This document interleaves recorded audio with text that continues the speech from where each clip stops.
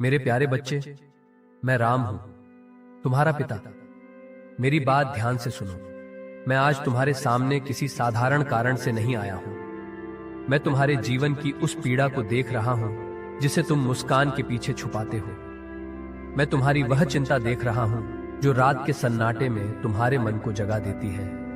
मैं तुम्हारे हृदय में उठने वाला वह डर देख रहा हूं जब तुम सोचते हो कल क्या होगा, घर कैसे चलेगा, जरूरतें कैसे पूरी होंगी, सम्मान कैसे बचेगा। मेरे बच्चे, मैं जानता हूं कि तुम बहुत थक गए हो। तुमने मेहनत की, तुमने कोशिश की, तुमने सबका ख्याल रखा, फिर भी धन का अभाव तुम्हारे घर की देहरी पर बैठा रहा। कभी अचानक खर्च आ गए, कभी काम अटक गया, कभी आय कम हो गई, कभी कर्ज बढ़ गया। तुमने कई बार स्वयं से पूछा, प्रभु मेरी प्रार्थना कब सुनी जाएगी, मेरा समय कब बदलेगा। आज मैं तुम्हें स्पष्ट कहने आया हूं, यह अंत नहीं है, यह केवल एक चरण है और यह चरण भी समाप्त होने वाला है। पर मेरी कृपा तभी पूर्ण फल देगी जब तुम मेरी बात ध्यान से सुनोगे, उसे समझोगे और जीवन में उतारोगे। इसलिए सुनो मेरे बच्चे, बिना मन भटकाए, बिना निराश हुए, बिना पीछे हटे। मैं तुमसे 3 बातों में बात करूंगा। पहले तुम्हारे मन को जगाऊंगा, फिर तुम्हें मार्ग दूंगा और फिर तुम्हें आशा दूंगा। क्योंकि आर्थिक समस्या केवल जेब की नहीं होती, यह मन की परीक्षा होती है। और मन यदि संभल जाए तो जीवन संभलने में देर नहीं लगती। मेरे बच्चे, धन की कमी सबसे पहले मनुष्य का आत्मविश्वास छीनती है। वह तुम्हें धीरे धीरे यह विश्वास दिलाने लगती है कि तुम कुछ नहीं कर पाओगे। वह तुम्हारे भीतर अपराध बोध भरती है। मेरी वजह से परिवार दुखी है। वह तुम्हारे हृदय में लज्जा पैदा करती है। लोग क्या कहेंगे, वह तुम्हारी आंखों में आंसू ले आती है। मैं कितना भी कर लूं, कुछ बदलता नहीं। पर मेरे बच्चे, मैं तुम्हें कहता हूं, धन की कमी तुम्हारी योग्यता नहीं तय करती। धन का अभाव तुम्हारे मूल्य को छोटा नहीं करता। तुम मेरे अंश हो। तुम्हारे भीतर शक्ति है।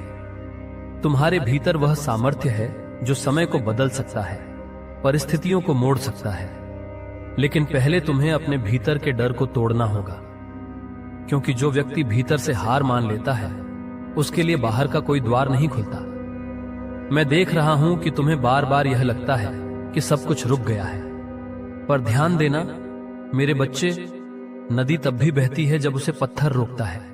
वह अपना रास्ता खोजती है। तुम्हें भी अपना रास्ता खोजना है। तुम रुक नहीं सकते, क्योंकि जो मनुष्य रुक जाता है उसकी किस्मत भी रुक जाती है। अब सुनो, धन का संबंध केवल कर्म से नहीं, तुम्हारे चरित्र से भी है। धन केवल पाने की वस्तु नहीं है, धन टिकाने का नाम है। बहुत लोग धन कमा लेते हैं पर उसे संभाल नहीं पाते। कुछ लोग धन पा लेते हैं पर शांति खो देते हैं। कुछ लोग धन के लिए धर्म को छोड़ देते हैं और अंत में पछताते हैं। इसलिए मैं तुम्हें सबसे पहले यह सिखाता हूं, धन के विषय में सही दृष्टि। धन न अच्छा है न बुरा, वह तुम्हारे हाथ में अग्नि की तरह है। अग्नि भोजन पकाती भी है और यदि असावधानी हो तो घर जला भी देती है। धन से घर चलता है, परिवार पलता है, सेवा होती है।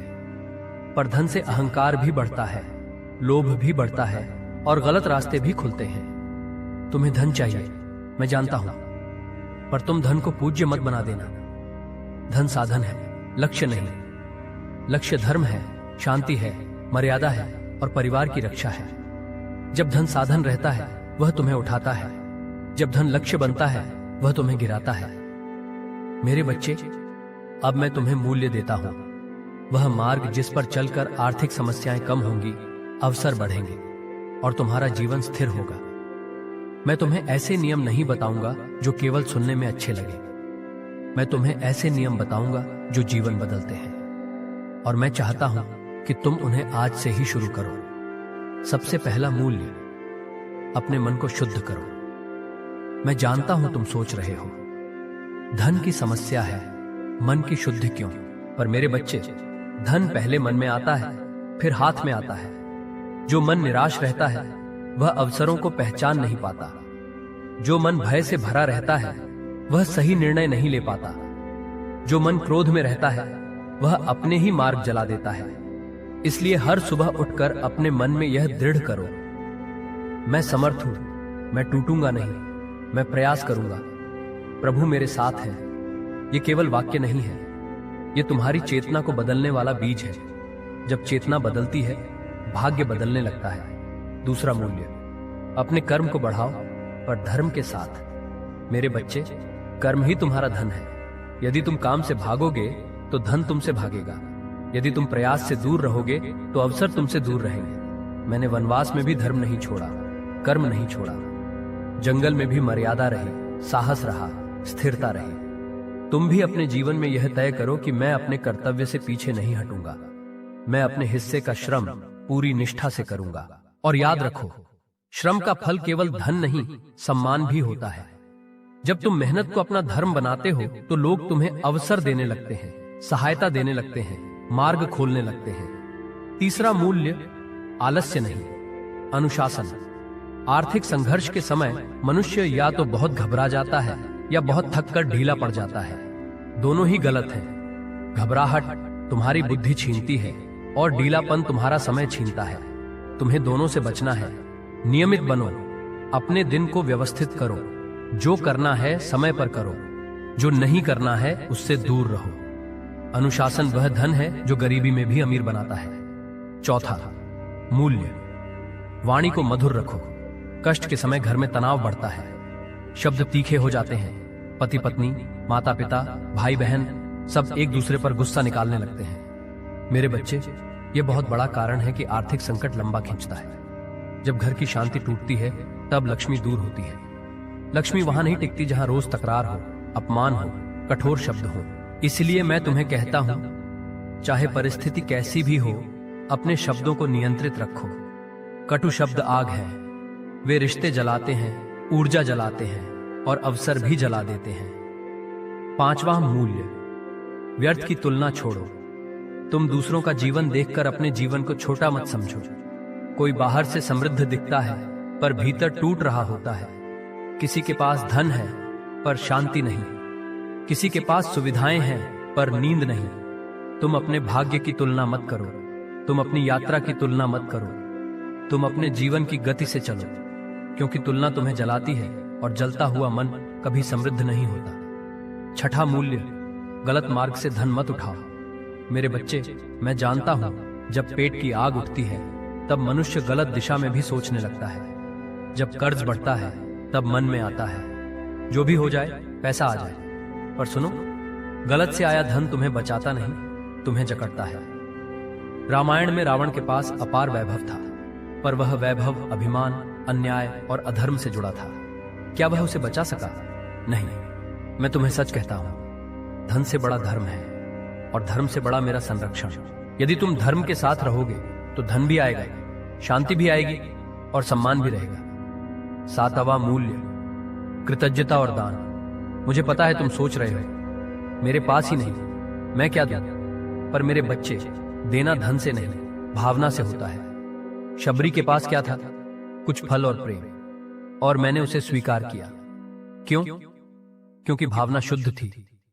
जब तुम थोड़ी भी करुणा रखते हो, जब तुम थोड़ी भी सहायता किसी को देते हो, जब तुम किसी जरूरतमंद को प्रेम से देखते हो, तो तुम्हारे भीतर लक्ष्मी की ऊर्जा जागती है। दान का अर्थ यह नहीं कि तुम स्वयं खाली हो जाओ। दान का अर्थ है, जो है उसमें से थोड़ा बांटो, और जो बांटता है उसके जीवन में कमी नहीं रहती। आठवां मूल्य, अपने घर में एकता। आर्थिक संकट में परिवार टूटता नहीं, पर लोग परिवार को तोड़ देते हैं।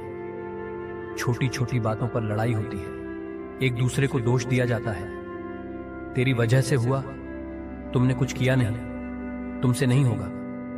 मेरे बच्चे, ऐसे वाक्य घर से लक्ष्मी को बाहर भेज देते हैं। लक्ष्मी वहां आती है जहां सहयोग हो, जहां साथ हो, जहां एक दूसरे के लिए सम्मान हो।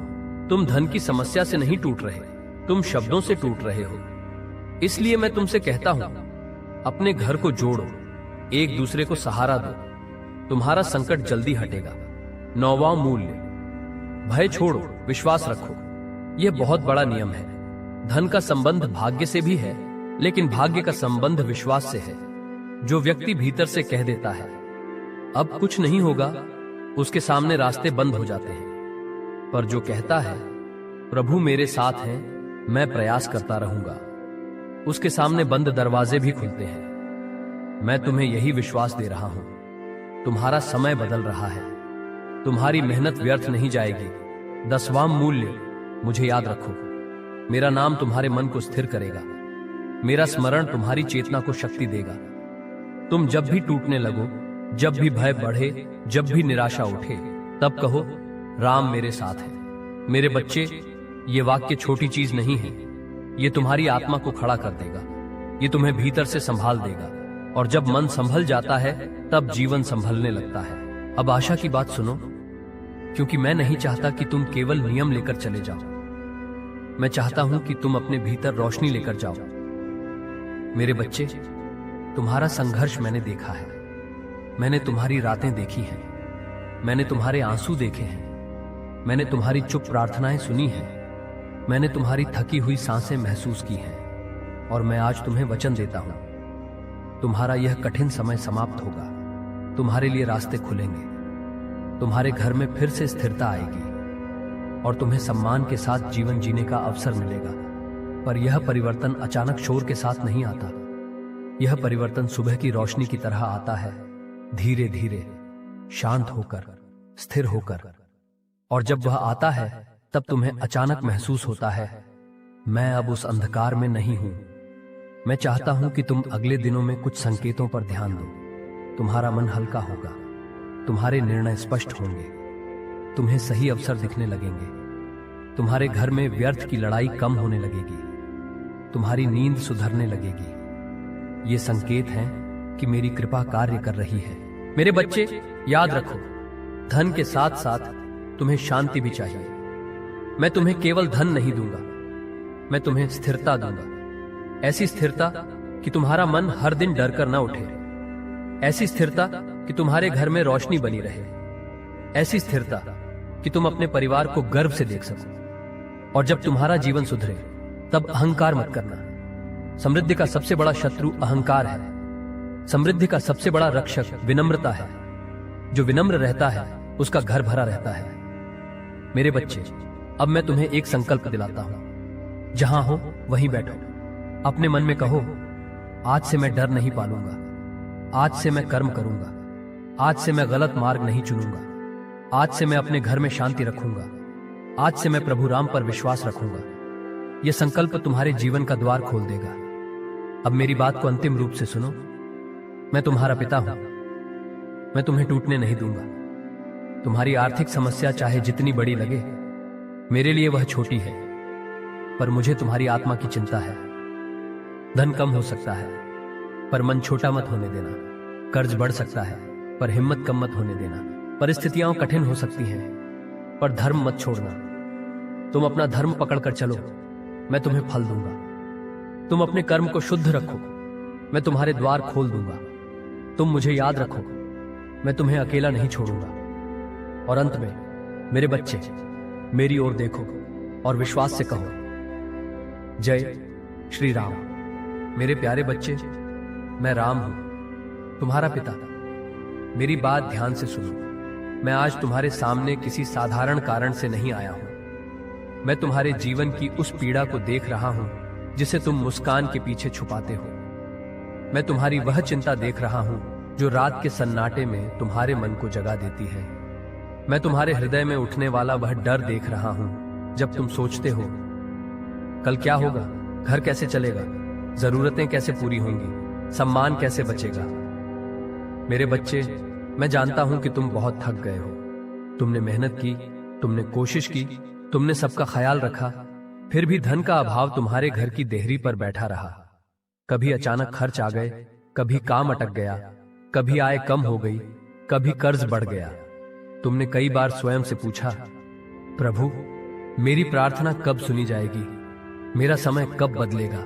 आज मैं तुम्हें स्पष्ट कहने आया हूं, यह अंत नहीं है, यह केवल एक चरण है, और यह चरण भी समाप्त होने वाला है। पर मेरी कृपा तभी पूर्ण फल देगी जब तुम मेरी बात ध्यान से सुनोगे, उसे समझोगे और जीवन में उतारोगे। इसलिए सुनो मेरे बच्चे, बिना मन भटकाए, बिना निराश हुए, बिना पीछे हटे। मैं तुमसे 3 बातों में बात करूंगा। पहले तुम्हारे मन को जगाऊंगा, फिर तुम्हें मार्ग दूंगा, और फिर तुम्हें आशा दूंगा। क्योंकि आर्थिक समस्या केवल जेब की नहीं होती, यह मन की परीक्षा होती है। और मन यदि संभल जाए तो जीवन संभलने में देर नहीं लगती। मेरे बच्चे, धन की कमी सबसे पहले मनुष्य का आत्मविश्वास छीनती है। वह तुम्हें धीरे धीरे यह विश्वास दिलाने लगती है कि तुम कुछ नहीं कर पाओगे। वह तुम्हारे भीतर अपराध बोध भरती है। मेरी वजह से परिवार दुखी है। वह तुम्हारे हृदय में लज्जा पैदा करती है। लोग क्या कहेंगे? वह तुम्हारी आंखों में आंसू ले आती है।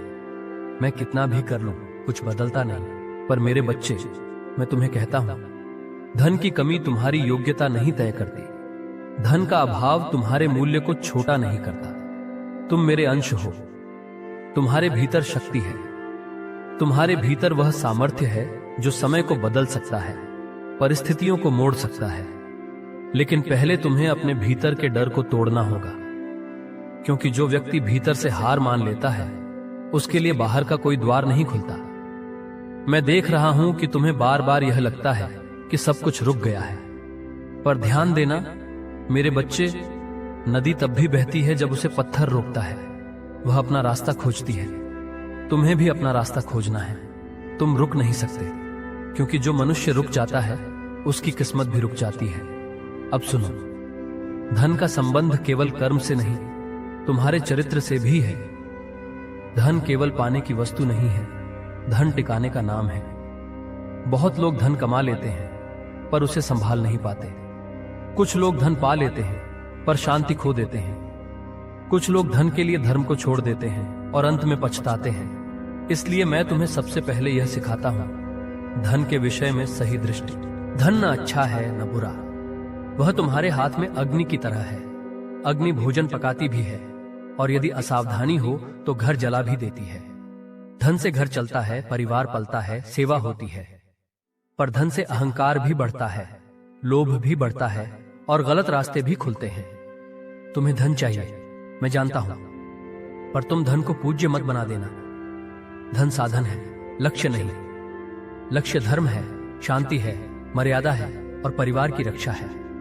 जब धन साधन रहता है वह तुम्हें उठाता है, जब धन लक्ष्य बनता है वह तुम्हें गिराता है। मेरे बच्चे, अब मैं तुम्हें मूल्य देता हूं, वह मार्ग जिस पर चलकर आर्थिक समस्याएं कम होंगी, अवसर बढ़ेंगे और तुम्हारा जीवन स्थिर होगा। मैं तुम्हें ऐसे नियम नहीं बताऊंगा जो केवल सुनने में अच्छे लगे। मैं तुम्हें ऐसे नियम बताऊंगा जो जीवन बदलते हैं, और मैं चाहता हूं कि तुम उन्हें आज से ही शुरू करो। सबसे पहला मूल्य, अपने मन को शुद्ध करो। मैं जानता हूं तुम सोच रहे हो, धन की समस्या है, मन की शुद्धि क्यों? पर मेरे बच्चे, धन पहले मन में आता है, फिर हाथ में आता है। जो मन निराश रहता है वह अवसरों को पहचान नहीं पाता। जो मन भय से भरा रहता है वह सही निर्णय नहीं ले पाता। जो मन क्रोध में रहता है वह अपने ही मार्ग जला देता है। इसलिए हर सुबह उठकर अपने मन में यह दृढ़ करो, मैं समर्थ हूं, मैं टूटूंगा नहीं, मैं प्रयास करूंगा, प्रभु मेरे साथ है। यह केवल वाक्य नहीं है, यह तुम्हारी चेतना को बदलने वाला बीज है। जब चेतना बदलती है, भाग्य बदलने लगता है। दूसरा मूल्य, अपने कर्म को बढ़ाओ पर धर्म के साथ। मेरे बच्चे, कर्म ही तुम्हारा धन है। यदि तुम काम से भागोगे तो धन तुमसे भागेगा। यदि तुम प्रयास से दूर रहोगे तो अवसर तुमसे दूर रहेंगे। मैंने वनवास में भी धर्म नहीं छोड़ा, कर्म नहीं छोड़ा। जंगल में भी मर्यादा रही, साहस रहा, स्थिरता रही। तुम भी अपने जीवन में यह तय करो कि मैं अपने कर्तव्य से पीछे नहीं हटूंगा। मैं अपने हिस्से का श्रम पूरी निष्ठा से करूंगा। और याद रखो, श्रम का फल केवल धन नहीं, सम्मान भी होता है। जब तुम मेहनत को अपना धर्म बनाते हो तो लोग तुम्हें अवसर देने लगते हैं, सहायता देने लगते हैं, मार्ग खोलने लगते हैं। तीसरा मूल्य, आलस्य नहीं, अनुशासन। आर्थिक संघर्ष के समय मनुष्य या तो बहुत घबरा जाता है या बहुत थककर ढीला पड़ जाता है। दोनों ही गलत हैं। घबराहट तुम्हारी बुद्धि छीनती है और ढीलापन तुम्हारा समय छीनता है। तुम्हें दोनों से बचना है। नियमित बनो, अपने दिन को व्यवस्थित करो। जो करना है समय पर करो, जो नहीं करना है उससे दूर रहो। अनुशासन वह धन है जो गरीबी में भी अमीर बनाता है। चौथा मूल्य, वाणी को मधुर रखो। कष्ट के समय घर में तनाव बढ़ता है, शब्द तीखे हो जाते हैं। पति पत्नी, माता पिता, भाई बहन सब एक दूसरे पर गुस्सा निकालने लगते हैं। मेरे बच्चे, ये बहुत बड़ा कारण है कि आर्थिक संकट लंबा खींचता है। जब घर की शांति टूटती है तब लक्ष्मी दूर होती है। लक्ष्मी वहां नहीं टिकती जहां रोज तकरार हो, अपमान हो, कठोर शब्द हो। इसलिए मैं तुम्हें कहता हूं, चाहे परिस्थिति कैसी भी हो, अपने शब्दों को नियंत्रित रखो। कटु शब्द आग है, वे रिश्ते जलाते हैं, ऊर्जा जलाते हैं और अवसर भी जला देते हैं। पांचवा मूल्य, व्यर्थ की तुलना छोड़ो। तुम दूसरों का जीवन देखकर अपने जीवन को छोटा मत समझो। कोई बाहर से समृद्ध दिखता है पर भीतर टूट रहा होता है।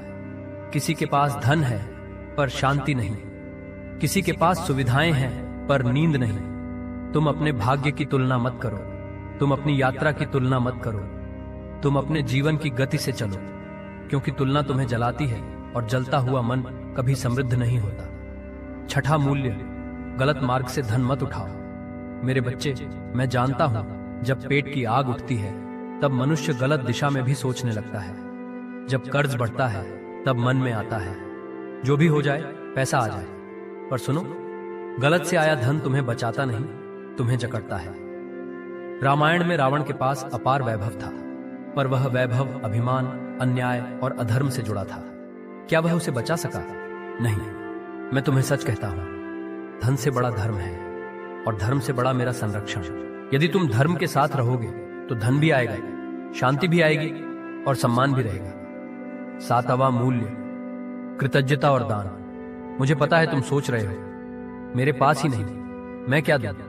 पर मेरे बच्चे, देना धन से नहीं, भावना से होता है। शबरी के पास क्या था? कुछ फल और प्रेम, और मैंने उसे स्वीकार किया। क्यों? क्योंकि भावना शुद्ध थी। जब तुम थोड़ी भी करुणा रखते हो, जब तुम थोड़ी भी सहायता किसी को देते हो, जब तुम किसी जरूरतमंद को प्रेम से देखते हो, तो तुम्हारे भीतर लक्ष्मी की ऊर्जा जागती है। दान का अर्थ यह नहीं कि तुम स्वयं खाली हो जाओ। दान का अर्थ है, जो है उसमें से थोड़ा बांटो, और जो बांटता है उसके जीवन में कमी नहीं रहती। आठवां मूल्य, अपने घर में एकता। आर्थिक संकट में परिवार टूटता नहीं, पर लोग परिवार को तोड़ देते हैं। छोटी छोटी बातों पर लड़ाई होती है, एक दूसरे को दोष दिया जाता है। तेरी वजह से हुआ, तुमने कुछ किया नहीं, तुमसे नहीं होगा।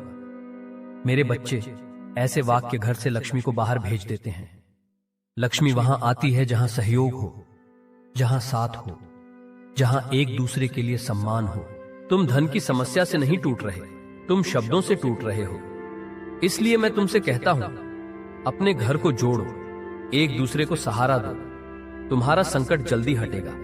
नौवां मूल्य, भय छोड़ो, विश्वास रखो। यह बहुत बड़ा नियम है। धन का संबंध भाग्य से भी है, लेकिन भाग्य का संबंध विश्वास से है। जो व्यक्ति भीतर से कह देता है अब कुछ नहीं होगा, उसके सामने रास्ते बंद हो जाते हैं। पर जो कहता है प्रभु मेरे साथ हैं, मैं प्रयास करता रहूंगा, उसके सामने बंद दरवाजे भी खुलते हैं। मैं तुम्हें यही विश्वास दे रहा हूं, तुम्हारा समय बदल रहा है, तुम्हारी मेहनत व्यर्थ नहीं जाएगी। 10वां मूल्य, मुझे याद रखो, मेरा नाम तुम्हारे मन को स्थिर करेगा, मेरा स्मरण तुम्हारी चेतना को शक्ति देगा।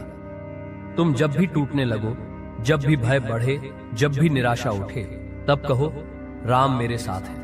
मेरे बच्चे, ये वाक्य छोटी चीज नहीं है, ये तुम्हारी आत्मा को खड़ा कर देगा, ये तुम्हें भीतर से संभाल देगा। और जब मन संभल जाता है तब जीवन संभलने लगता है। अब आशा की बात सुनो, क्योंकि मैं नहीं चाहता कि तुम केवल नियम लेकर चले जाओ, मैं चाहता हूं कि तुम अपने भीतर रोशनी लेकर जाओ। मेरे बच्चे, तुम्हारा संघर्ष मैंने देखा है, मैंने तुम्हारी रातें देखी हैं, मैंने तुम्हारे आंसू देखे हैं, मैंने तुम्हारी चुप प्रार्थनाएं सुनी हैं, मैंने तुम्हारी थकी हुई सांसें महसूस की हैं। और मैं आज तुम्हें वचन देता हूं, तुम्हारा यह कठिन समय समाप्त होगा, तुम्हारे लिए रास्ते खुलेंगे, तुम्हारे घर में फिर से स्थिरता आएगी और तुम्हें सम्मान के साथ जीवन जीने का अवसर मिलेगा। पर यह परिवर्तन अचानक शोर के साथ नहीं आता, यह परिवर्तन सुबह की रोशनी की तरह आता है, धीरे धीरे, शांत होकर, स्थिर होकर। और जब वह आता है तब तुम्हें अचानक महसूस होता है, मैं अब उस अंधकार में नहीं हूं, मैं चाहता हूं कि तुम अगले दिनों में कुछ संकेतों पर ध्यान दो। तुम्हारा मन हल्का होगा, तुम्हारे निर्णय स्पष्ट होंगे, तुम्हें सही अवसर दिखने लगेंगे, तुम्हारे घर में व्यर्थ की लड़ाई कम होने लगेगी, तुम्हारी नींद सुधरने लगेगी। ये संकेत हैं कि मेरी कृपा कार्य कर रही है। मेरे बच्चे, याद रखो, धन के साथ साथ तुम्हें शांति भी चाहिए। मैं तुम्हें केवल धन नहीं दूंगा, मैं तुम्हें स्थिरता दूंगा। ऐसी स्थिरता कि तुम्हारा मन हर दिन डर कर न उठे, ऐसी स्थिरता कि तुम्हारे घर में रोशनी बनी रहे, ऐसी स्थिरता कि तुम अपने परिवार को गर्व से देख सको।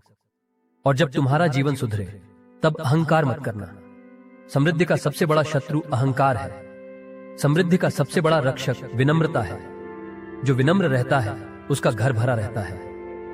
मेरे बच्चे, अब मैं तुम्हें एक संकल्प दिलाता हूं। जहां हो वहीं बैठो, अपने मन में कहो, आज से मैं डर नहीं पालूंगा, आज से मैं कर्म करूंगा, आज से मैं गलत मार्ग नहीं चुनूंगा, आज से मैं अपने घर में शांति रखूंगा, आज से मैं प्रभु राम पर विश्वास रखूंगा। यह संकल्प तुम्हारे जीवन का द्वार खोल देगा। अब मेरी बात को अंतिम रूप से सुनो। मैं तुम्हारा पिता हूं, मैं तुम्हें टूटने नहीं दूंगा। तुम्हारी आर्थिक समस्या चाहे जितनी बड़ी लगे, मेरे लिए वह छोटी है, पर मुझे तुम्हारी आत्मा की चिंता है। धन कम हो सकता है, पर मन छोटा मत होने देना। कर्ज बढ़ सकता है, पर हिम्मत कम मत होने देना। परिस्थितियां कठिन हो सकती हैं, पर धर्म मत छोड़ना। तुम अपना धर्म पकड़कर चलो, मैं तुम्हें फल दूंगा।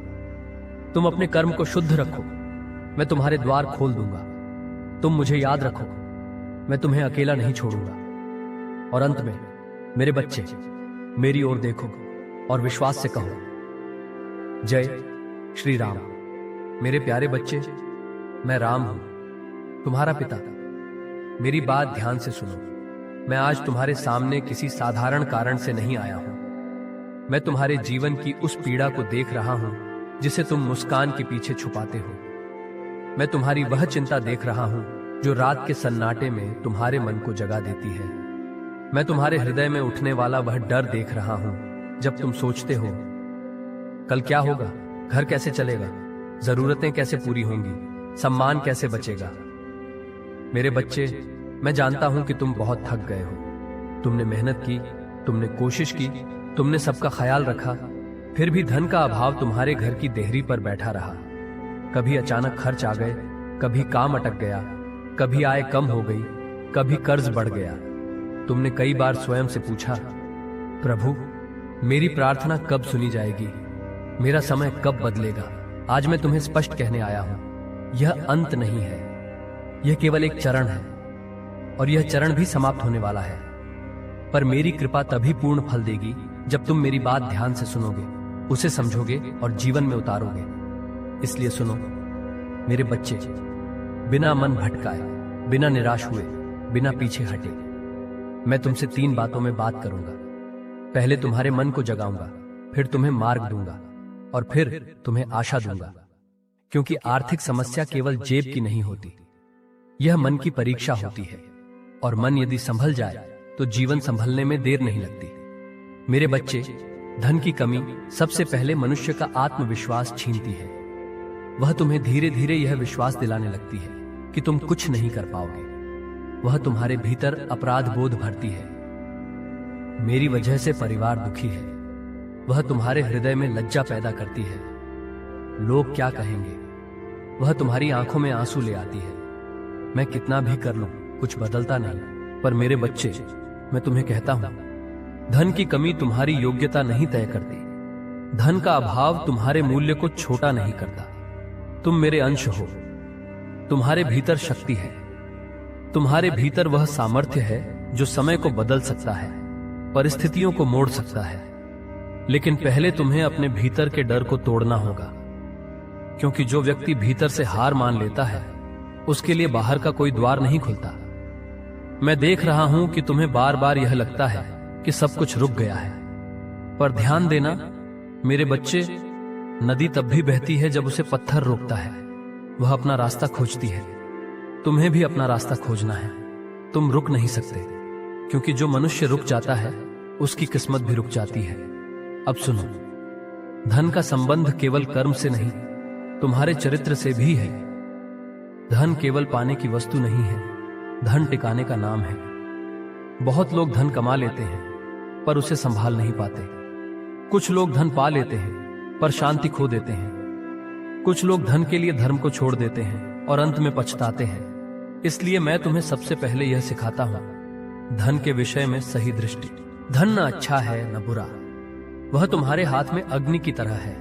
अग्नि भोजन पकाती भी है और यदि असावधानी हो तो घर जला भी देती है। धन से घर चलता है, परिवार पलता है, सेवा होती है। पर धन से अहंकार भी बढ़ता है, लोभ भी बढ़ता है और गलत रास्ते भी खुलते हैं। तुम्हें धन चाहिए, मैं जानता हूं, पर तुम धन को पूज्य मत बना देना। धन साधन है, लक्ष्य नहीं। लक्ष्य धर्म है, शांति है, मर्यादा है और परिवार की रक्षा है। जब धन साधन रहता है वह तुम्हें उठाता है, जब धन लक्ष्य बनता है वह तुम्हें गिराता है। मेरे बच्चे, अब मैं तुम्हें मूल्य देता हूं, वह मार्ग जिस पर चलकर आर्थिक समस्याएं कम होंगी, अवसर बढ़ेंगे और तुम्हारा जीवन स्थिर होगा।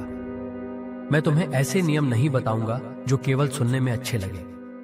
मैं तुम्हें ऐसे नियम बताऊंगा जो जीवन बदलते हैं और मैं चाहता हूं कि तुम उन्हें आज से ही शुरू करो।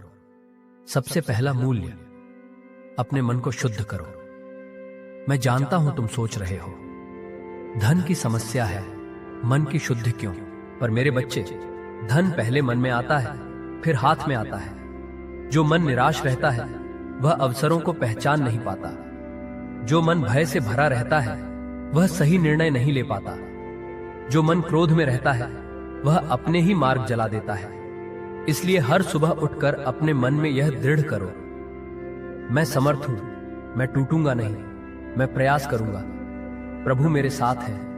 यह केवल वाक्य नहीं है, यह तुम्हारी चेतना को बदलने वाला बीज है। जब चेतना बदलती है, भाग्य बदलने लगता है। दूसरा मूल्य, अपने कर्म को बढ़ाओ पर धर्म के साथ। मेरे बच्चे, कर्म ही तुम्हारा धन है। यदि तुम काम से भागोगे तो धन तुमसे भागेगा। यदि तुम प्रयास से दूर रहोगे तो अवसर तुमसे दूर रहेंगे। मैंने वनवास में भी धर्म नहीं छोड़ा, कर्म नहीं छोड़ा। जंगल में भी मर्यादा रही, साहस रहा, स्थिरता रही। तुम भी अपने जीवन में यह तय करो कि मैं अपने कर्तव्य से पीछे नहीं हटूंगा। मैं अपने हिस्से का श्रम पूरी निष्ठा से करूंगा। और याद रखो, श्रम का फल केवल धन नहीं, सम्मान भी होता है। जब तुम मेहनत को अपना धर्म बनाते हो तो लोग तुम्हें अवसर देने लगते हैं, सहायता देने लगते हैं, मार्ग खोलने लगते हैं। तीसरा मूल्य, आलस्य नहीं, अनुशासन। आर्थिक संघर्ष के समय मनुष्य या तो बहुत घबरा जाता है या बहुत थककर ढीला पड़ जाता है। दोनों ही गलत हैं। घबराहट तुम्हारी बुद्धि छीनती है और ढीलापन तुम्हारा समय छीनता है। तुम्हें दोनों से बचना है। नियमित बनो, अपने दिन को व्यवस्थित करो।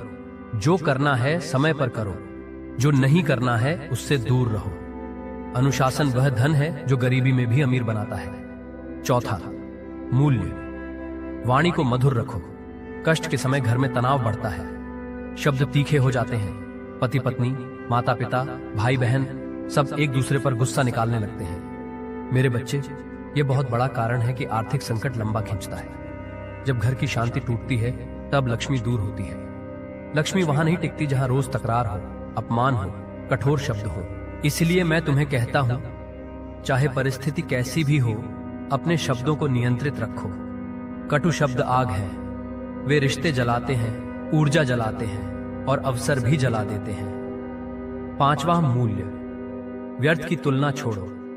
तुम दूसरों का जीवन देखकर अपने जीवन को छोटा मत समझो।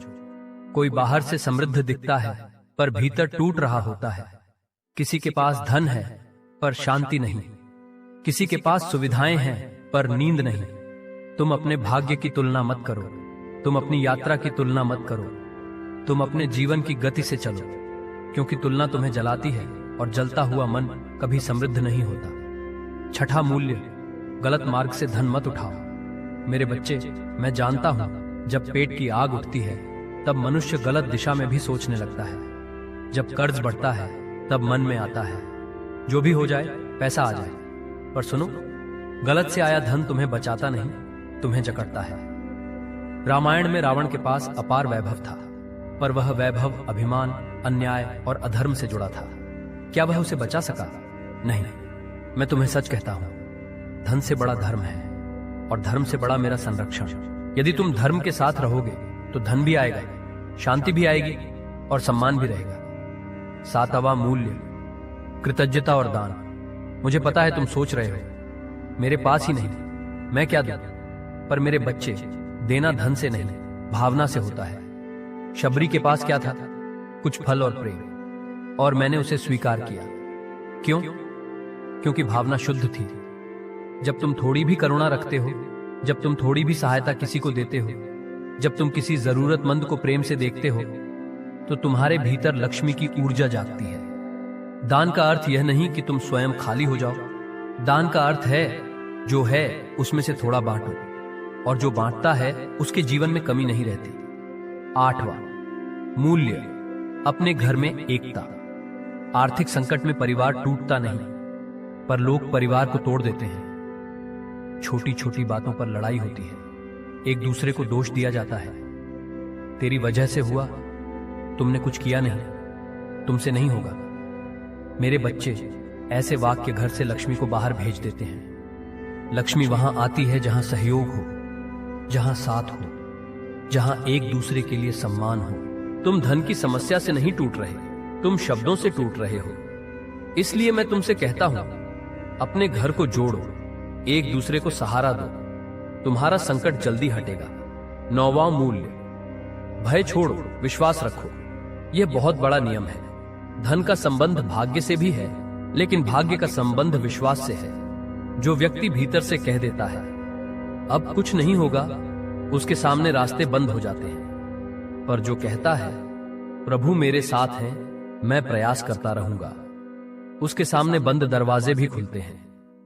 मैं तुम्हें यही विश्वास दे रहा हूं, तुम्हारा समय बदल रहा है, तुम्हारी मेहनत व्यर्थ नहीं जाएगी।